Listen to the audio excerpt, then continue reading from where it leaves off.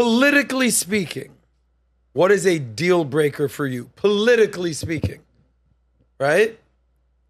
Carmen, you want to go first? I know you're getting choked up right now. No, it's cold in here.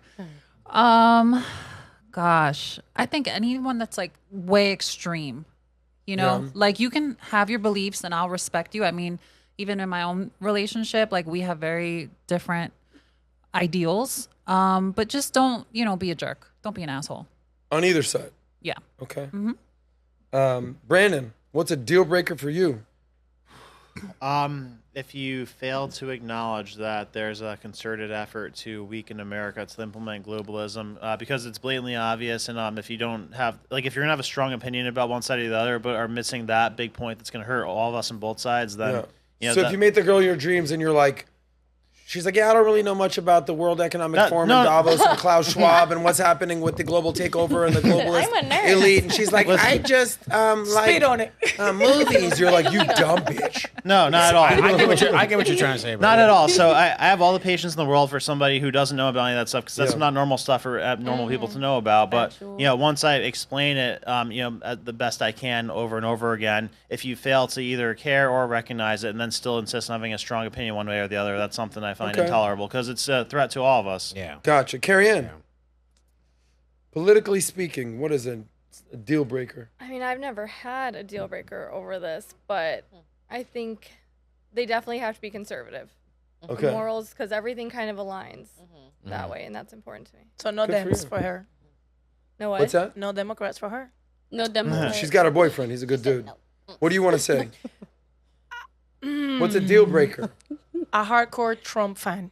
You would not date a hardcore Trump fan? No, I love Republicans and I love Democrats. Sometimes I agree with both of them, but I feel very scared of people that are blinded by Trump because they don't love the party. They just love this figure. And the last time that somebody loved this figure was Fidel Castro, and is the reason why I'm here. So it's very scary to love a person like Trumpers love Trump. Gotcha. It's when very you put scary the for person me. on a pedestal. Yeah, no, it's a party. We live in the party and we love in a person. That's communism, that's totalitarianism, that's a bunch of shit that I don't want to deal with.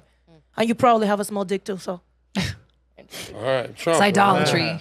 Maria, Definitely. What's politically a deal breaker for you? I've never had like a hardcore deal breaker about it, but I would say just if you're completely obsessed with any of either or. Yes.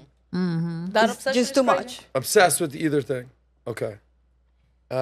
Shay? What's your ideal man? Oh, shit. Beliefs or like if they're like racist. I'm sorry, but Yeah. I think it's a pretty good deal breaker. Racist. That's good.